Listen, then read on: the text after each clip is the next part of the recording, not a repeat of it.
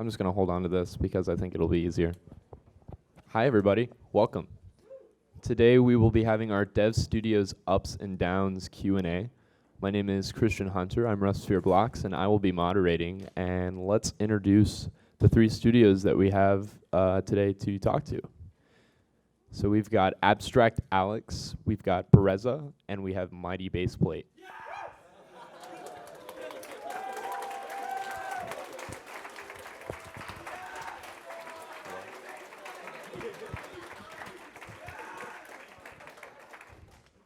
We also have a lovely crowd.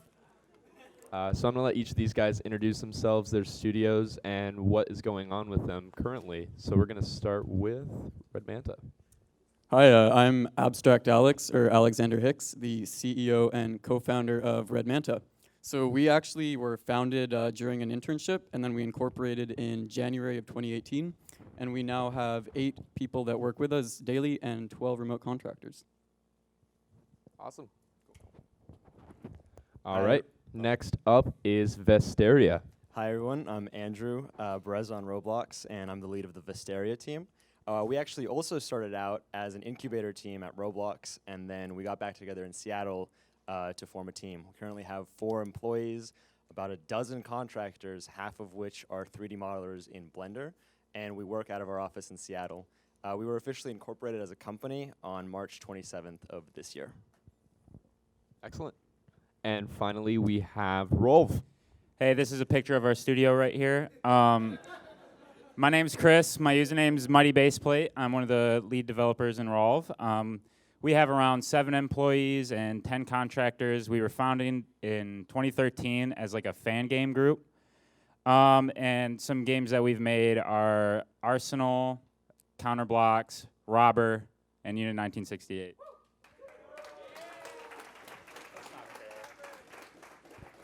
All right, so how this is going to work is we have some pre-recorded questions that we are going to ask these guys, and then towards the end, we will open the questions up to the audience. So let's hop right in with, how did your studio get its name?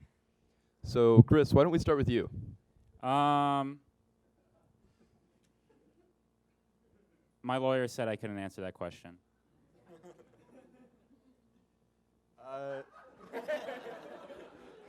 Following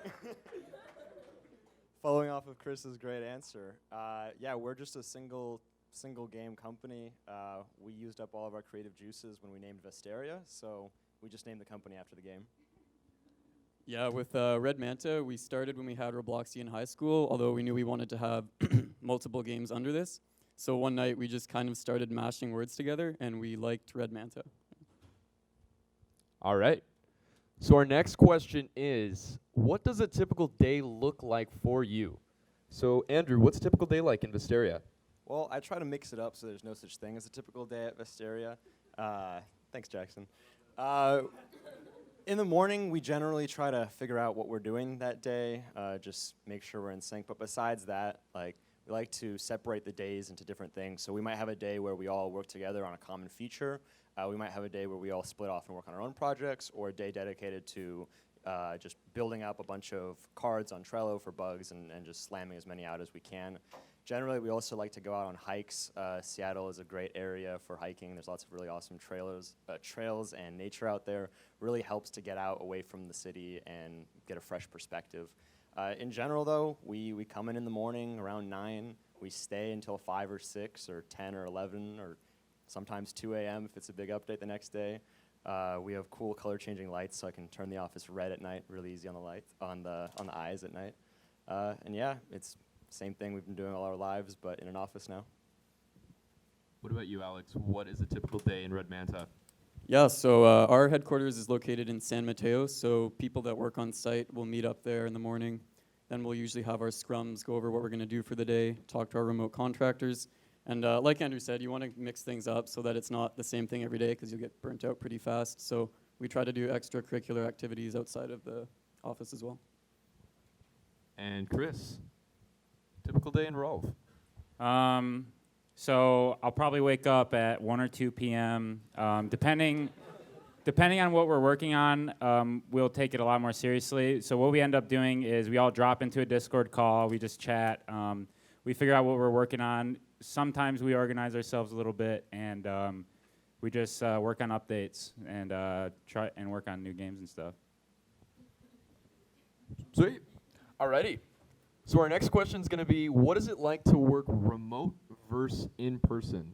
I think Alex would be a good one to kick this one off to. Yeah, working in person is definitely more advantageous just because your team members are right there with you. You can communicate and collaborate so much more effectively. When we did not have our office, we found that when we were able to move people in there, we were able to work like at least twice as productive as we were remotely. Yeah, before this team, I always worked alone on all my projects, and I just contracted certain things out. So this was my first time working with other programmers, and I learned that when you work with other programmers together in person, there's some magic stuff that can go on. You know, we can work in parallel, for example, me and Damien, for a new feature, I'll write all of the client code, he'll write all the server code, and we will have planned in advance how client and server will interact, so we can slam out a feature in like a day. A lot of that's a lot harder, or in some cases not even possible to do when you're working remotely. There's also, you know, if I got fried in the morning doing some feature, I would get behind Damien and we'd just both work together on the same computer. And it really helped because as a scripter, there are little moments where you get stuck. And when there's two people on one screen, it's really easy to just unstuck each other and just keep plowing through something, which is really hard to do remotely. So for us, we actually started out all working together in the incubator, and then we all split off and went remote. And we found it a lot harder to work, and a lot of our processes sort of broke apart when we did go remote. So I definitely recommend working in person whenever possible. So for us, so working in person is definitely way better because pinging somebody on Discord is not always effective, and people like to be flaky sometimes. And you don't want to be blocked by like assets and stuff. So like, if you need somebody's help but they're asleep in California, or you need somebody's help but I guess just stuff like that, really. When you get blocked by just people not being on, people tend to be more flaky. When you're working in person, you can like turn around and bug them if you need something, which is way better than just pinging them on Discord and they're just playing a game or something. So, and it's also a lot easier to not get distracted because you sort of have to like put yourself to a standard. Like, if you like look to your left and like somebody's like playing a game, you're just like go back to work. And when you're on Discord, people just tend to just melt and pretend that they're in the conversation, but they're actually just playing a game. So in person is definitely way, way, way better. Alrighty. Next is, if there's one thing you could do over, what would it be? Chris, what would ROLVe do over? So there was a period of time when Counterblocks was our only popular game, and it was going down in revenue a lot. And one thing that I'd do over is definitely not even let it get to that point, because I think just in general, we weren't taking it very seriously. We were kind of like, oh, the game will last forever. We don't have to touch it, which is a very ignorant approach when it comes to doing stuff like that. So you definitely have to stay on it, even if you don't really want to, like if you want to maintain revenue, and you just got to keep working on it. So I definitely do over, and I wouldn't even let it get to that point. Andrew?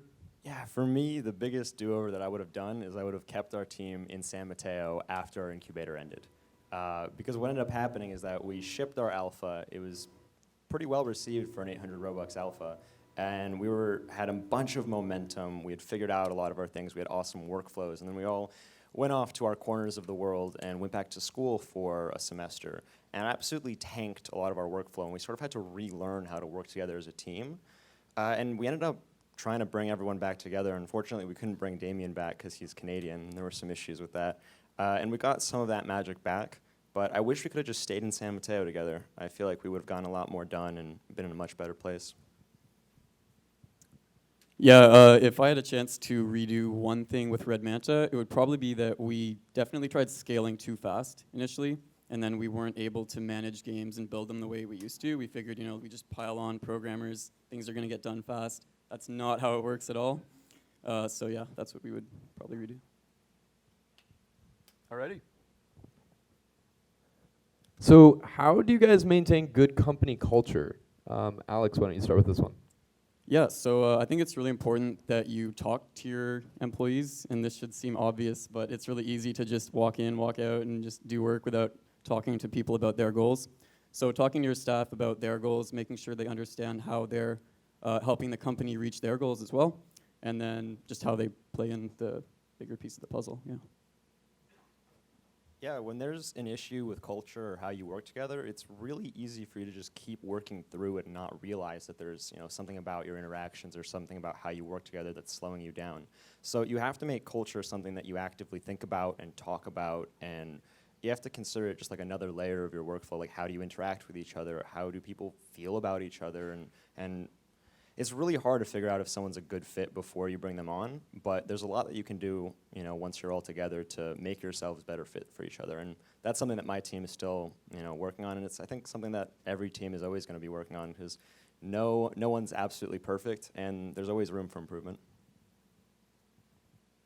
Yeah, I'd say hanging out with each other, making sure people are genuine friends with each other. We got pretty lucky because we all had the same interests, and we've known each other for a super long time, and that's sort of how we met.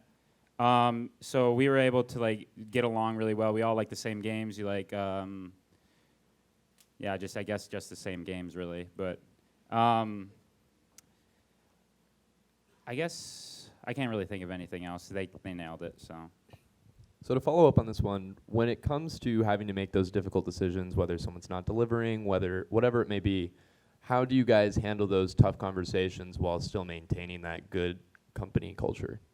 Yeah, we've gotten to a point, we've been working with each other for a super long time, so no one takes it personally anymore. Definitely when we were first starting off, I could see that you'd ask somebody for something, and you might have to ask them a couple times, and you have to be more assertive about it. But we just sort of don't let it bother us or affect our relationships at all if we ever need anything to change with them.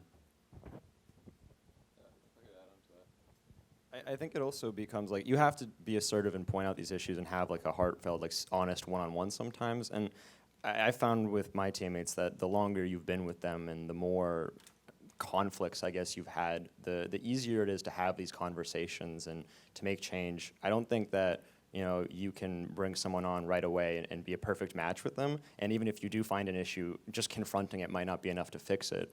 But the more times you have these, I wouldn't necessarily call them confrontations, but these conversations, I think the easier it gets. And you'll keep finding stuff to talk about, but it becomes easier the longer you're with someone. Yeah, I'd say that if you have to have a hard conversation with someone, it's important to remember they probably want to be their best self as well. And as long as they understand that you're trying to help them get there, then they'll be more open to listening. Yeah, great answers. So to move on, what could Roblox do to help grow larger studios? Why don't we start with Andrew on this one? Yeah, I'm really excited about the potential new sources of revenue. I think that right now a lot of the sustainable revenue zone, where you're making enough money with your game to actually support a studio just based off that revenue alone, it's very concentrated into the top games, and I think part of that is because of the revenue tools that creators have available to them. I am really interested to see what Roblox offers. The keynote announcement that revenue might be tied to playtime is something that is pretty interesting to me. But I think the main thing is that when you bring developers together, magic happens. I mean, that's why they do RDC, that's why they do the Accelerator Incubator program. So I'm really excited about just developer spaces and just desks, I think, is the best thing that Roblox could do to help studios grow. Just give developers a place where they can form these teams and work together without having to undergo the enormous risk of starting a legal entity and getting an office and flying everyone in and all that. So I'm excited to see what Roblox does with that. Chris? Yeah, dev spaces are definitely the coolest thing that I'm looking forward to, is because all three of us have done an accelerator and incubatorship, and that really, I think for all of us, that sort of awoke us and taught us so much. So having these resources is super important. I think everyone should apply for the accelerator internship. It's such a good tool. Yeah, that's all I really got to say about that. Yeah, I think as Dave was mentioning this morning, the dev spaces is huge just because bringing developers together is so much more effective than being remote. And with RedManta, for example, we have our office in San Mateo. We pay a really high premium just to have an office in the Bay Area, and it'd be a lot easier in the future if there were spaces that devs could use. Alrighty. Let's keep going with what is next for your studio? What's next for RedManta? Yeah, so we're working on a really big expansion of Robloxian High School right now, and we are also looking to get World Zero shipped to beta very soon. And what's next for Vesteria? Well, we're at the stage where we're finally getting through a lot of the growing pains associated with just going remote and then coming back together and bringing on new team members, and just the stage we are at with our game. We had to spend a lot of time reevaluating what it is we're doing and why we're doing it. And we're finally, at a place where we're getting back a lot of that momentum that we had when we were in the incubator. So for us, it's about getting our game to a full, international free release, and just keep grinding out on the dream, which is making the MMORPG that we've always wanted to play. What's next for ROLVe? We're working on a accelerator project that we're not quite ready to announce yet. So we're gonna have a trailer out for that pretty soon, I think, maybe. Also, we have some big updates planned for Arsenal. And also, we are thinking, I won't say it here. I'll say it on Twitter later. Yeah. You're welcome, Ivan. So yeah, that's what we got some big stuff planned. So we're gonna make some announcements soon. We almost got a spoiler there, everybody. All right, so here's the big question. Are you guys hiring? And if so, what are you hiring for? Chris, are you hiring? No. Okay, so the reason why we're not hiring is because we're definitely more casual when it comes to it. We want to, we're just definitely super casual when it comes to it. We want to grow, and we're sort of in this phase where we don't really think we need any more people. So what we're going to do is just grow right now, get these new projects out, and go from there for any business ventures or anything. Yeah, we are hiring, and I think Vesteria is in a very unique position in that we're a team working on a very bleeding edge game, both in some ways technologically speaking and also design. It's a game of a pretty massive and ambitious scale. And personally, an MMORPG is a game that I've always wanted to make, but I never felt that I could by myself. And being a member of this team and being able to work with these really talented people has been so empowering to me. So we are looking for a scripter, someone who preferably has also been the position that I and the rest of the team has been on, of wanting to be a part of this MMORPG but not knowing where to start. If you're a scripter like that who's worked on similar projects, you have some sort of portfolio, come talk to me. I'm going to be open tonight and during Game Jam tomorrow. I'd love to meet you. Yeah, and you can go to redmanta.games, and we have a list of all of jobs that we're looking for. But we are mainly looking for a gameplay engineer for World Zero right now. So if you like programming skills, combat abilities, that kind of stuff, then definitely come talk to me. To jump back to Andrew, you said scripter. Is there any specific qualities you're looking for? There is so much more that we want to do than there is our capacity to do things. So it really depends. We are looking for a very well-rounded individual who has their own ambitions and vision and can create their own projects and follow through on that. We don't really have a specific type of scripter we're looking for, just someone who can fit well with our team, fit well with our vision, and who can work well independently.